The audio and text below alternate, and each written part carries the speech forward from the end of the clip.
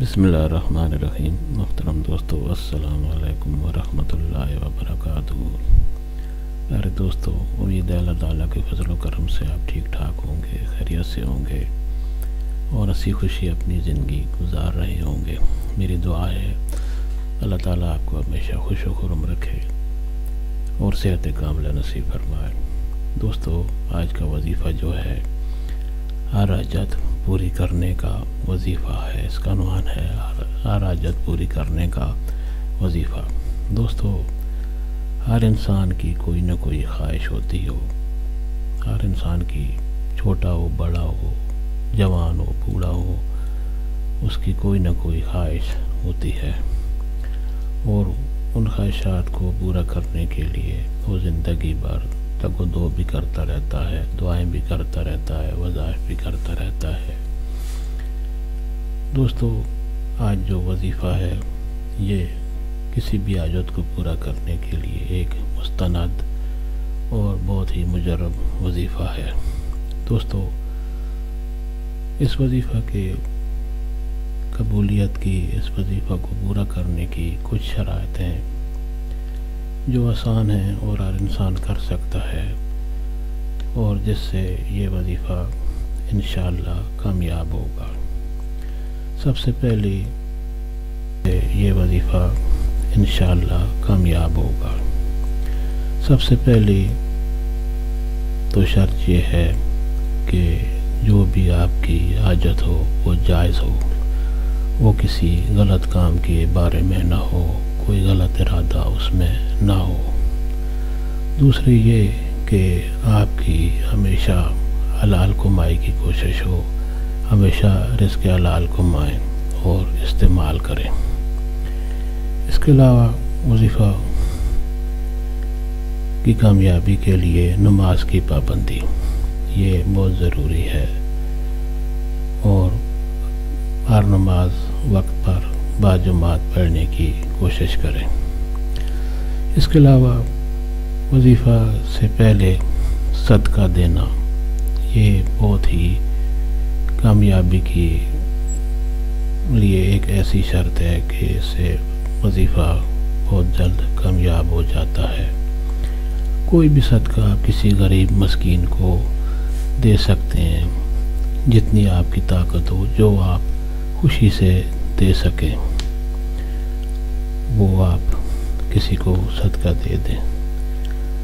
اس کے یہ تو آپ کو پتہ ہے کہ اللہ کے راستے میں 1 روپیہ بھی آپ خرچ کریں تو اللہ تعالیٰ اس کے بدلے میں 10 گنا آپ کو عطا کرے گا۔ یہ ایک یقینی بات ہے، صرف اس پر ایمان ہونا چاہیے۔ دوستو، تو آتے ہیں وظیفہ کی طرف۔ وظیفہ کا طریقہ اور وظیفہ نہایت آسان ہے، آپ کسی وقت بھی یہ وظیفہ کر سکتے ہیں۔ شروع اور آخر میں درود شریف پڑھ لیں، کوئی بھی درود شریف جو آپ کو آسانی سے آتا ہو آپ آسانی سے پڑھ لیں، 1 بار پڑھ لیں، 3 بار پڑھ لیں، جو بھی درود شریف، اس سے وظیفہ کی کامیابی کا زیادہ امکان پیدا ہو جاتا ہے درود شریف کی برکت سے۔ دوستو، وظیفہ جو ہے وہ ہے استغفر اللہ۔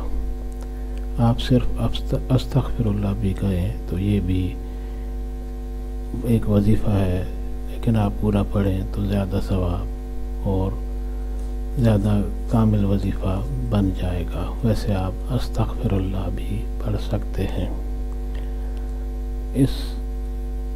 اگر آپ پڑھے لکھے ہوں اور یاد کر سکتے ہوں تو پورا استغفار پڑھیں۔ بسم اللہ الرحمن الرحیم۔ استغفر اللہ الذی لا الہ الا هو الحی القیوم واتوب الیہ۔ استغفر اللہ الذی لا الہ الا هو الحی القیوم واتوب الیہ۔ یہ اگر آپ کو یاد ہو یا یاد کر سکیں تو یہ پڑھیں، ورنہ صرف استغفر اللہ آپ نے پڑھنا ہے۔ اور کتنی بار پڑھنا ہے؟